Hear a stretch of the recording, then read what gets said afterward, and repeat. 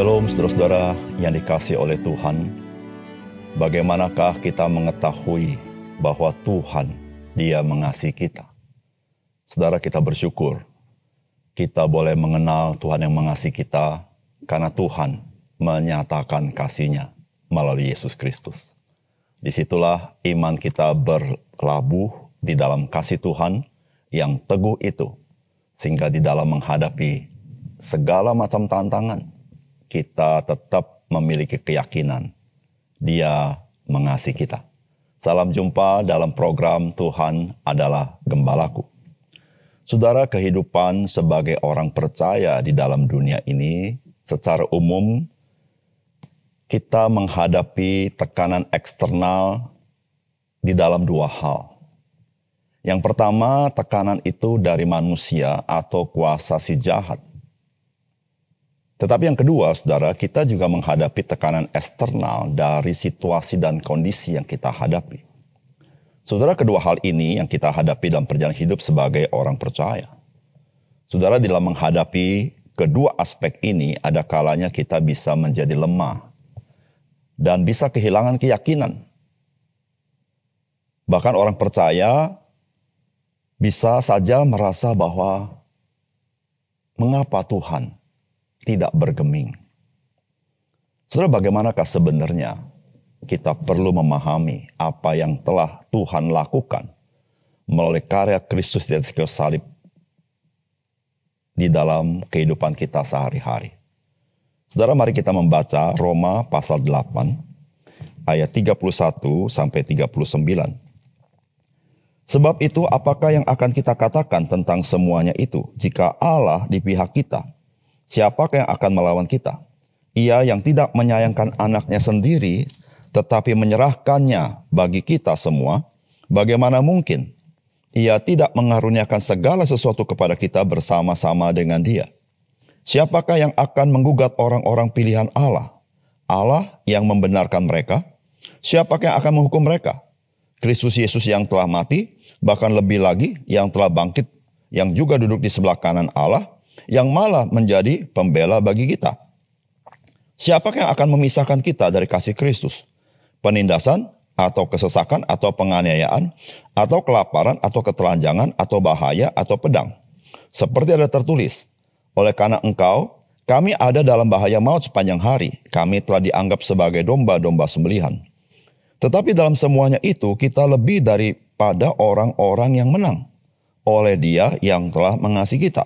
Sebab aku yakin bahwa baik maut maupun hidup, baik malaikat-malaikat maupun pemerintah-pemerintah, baik yang ada sekarang maupun akan datang, atau kuasa-kuasa, baik yang di atas maupun yang di bawah, ataupun sesuatu makhluk lain, tidak akan dapat memisahkan kita dari kasih Allah yang ada dalam Kristus Yesus, Tuhan kita.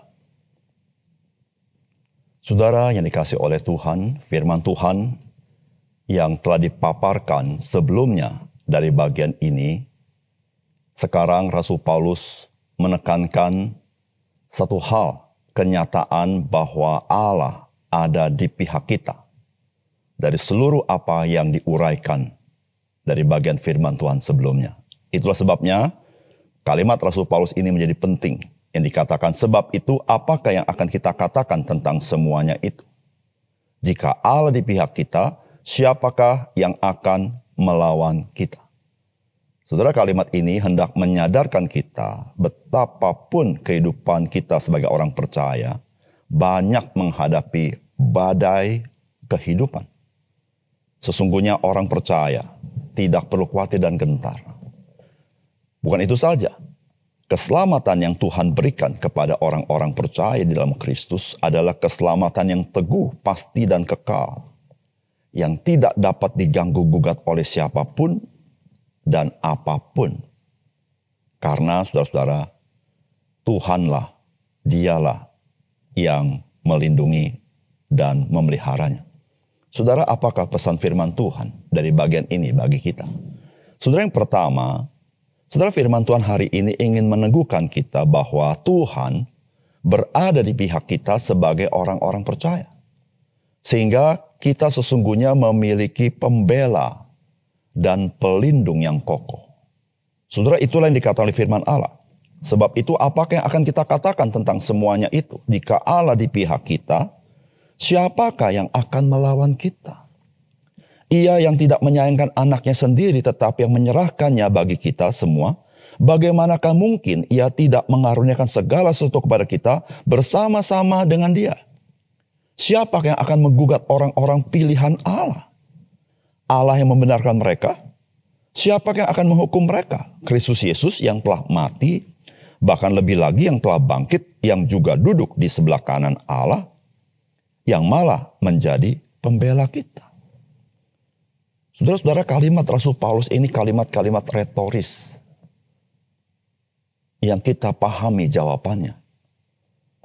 Saudara, Rasul Paulus mengatakan, siapakah yang akan melawan kita jikalau Allah di pihak kita?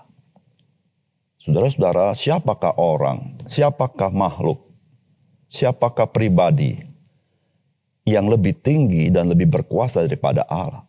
Tidak ada. Saudara, jika Allah di pihak kita, saudara-saudara, ini adalah sesuatu kepastian. Tidak ada seorang pun yang sanggup melawan kita.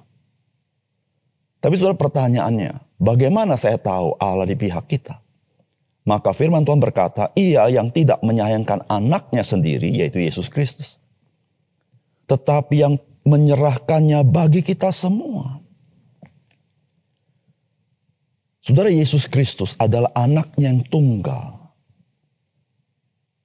Oknum kedua daripada Allah Tritunggal. Diserahkan bagi kita. Saudara, inilah bukti bahwa Allah di pihak kita.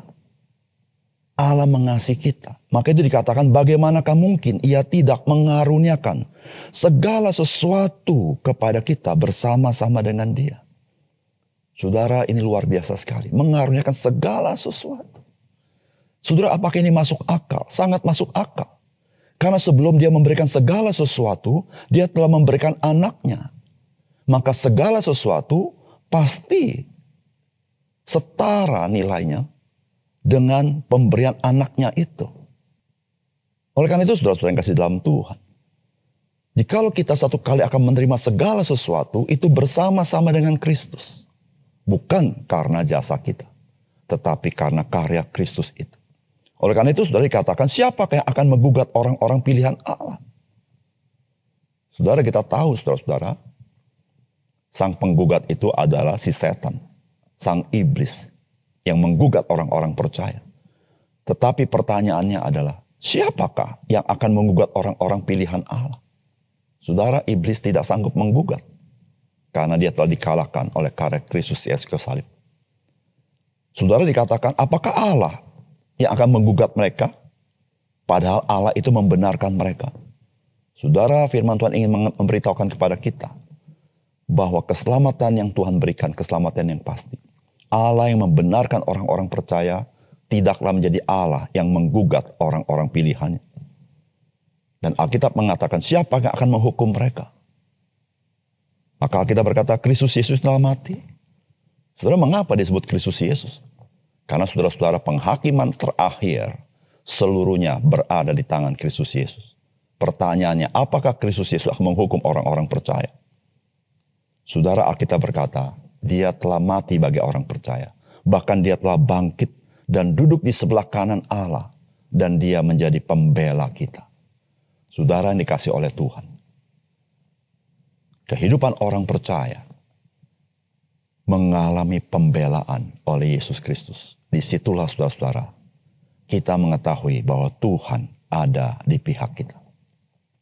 Saudara, dengan kita mengenal apa yang Tuhan nyatakan dari firman Allah ini, saudara, sepatutnya lah orang percaya menjadi orang yang memiliki keberanian, memiliki kemauan untuk hidup bagi Tuhan. Dengan tidak lagi khawatir, tidak lagi takut dengan apapun yang dia alami.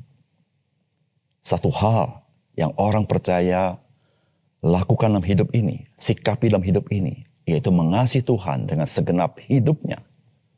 Dan mengasihi orang lain sebagaimana Tuhan mengasihi kita. Tanpa takut. Mengapa? Karena kita tahu dengan pasti Tuhan ada di pihak kita.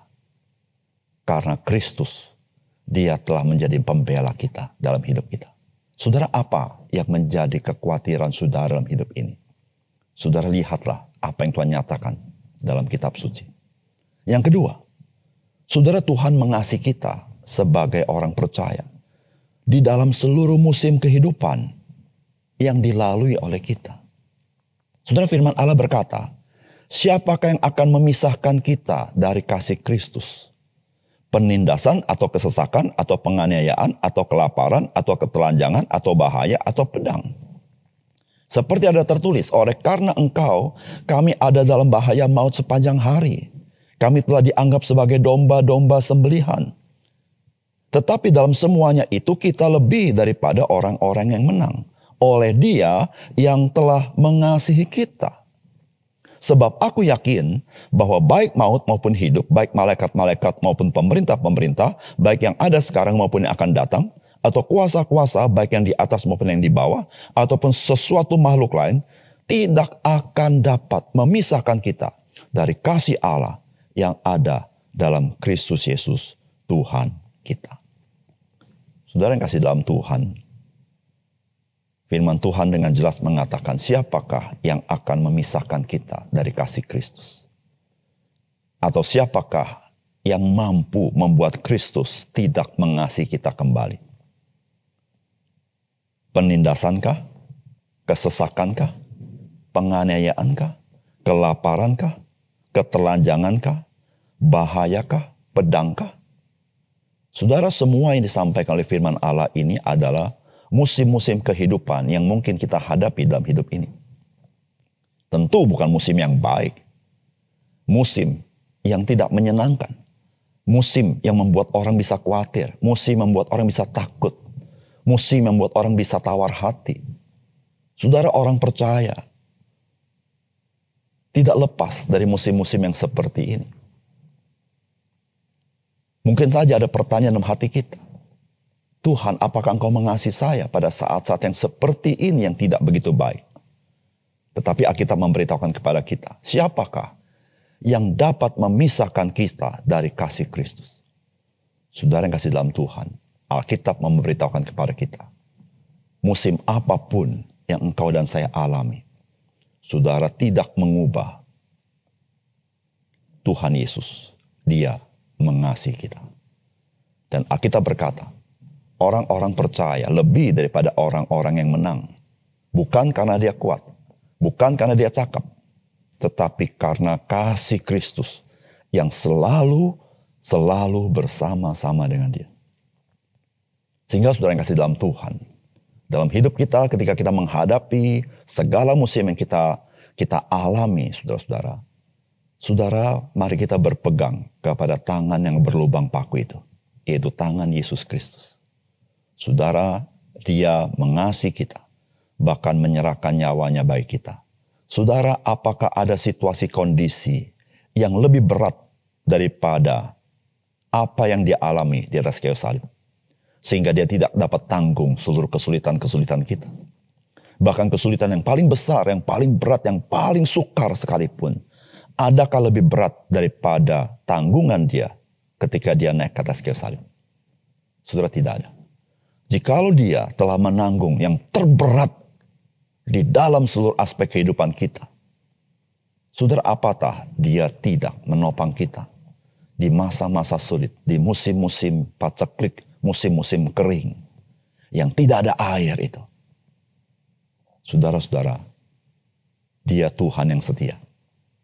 Dia Tuhan pembela kita. Dia mati bagi kita. Dan dia memberikan kita Roh Kudus. Saudara, dia menyertai kita. Bahkan saudara, dia turut merasakan segala kelemahan-kelemahan kita. Oleh karena itu saudara, mari kita hidup dengan bersandar kepada dia.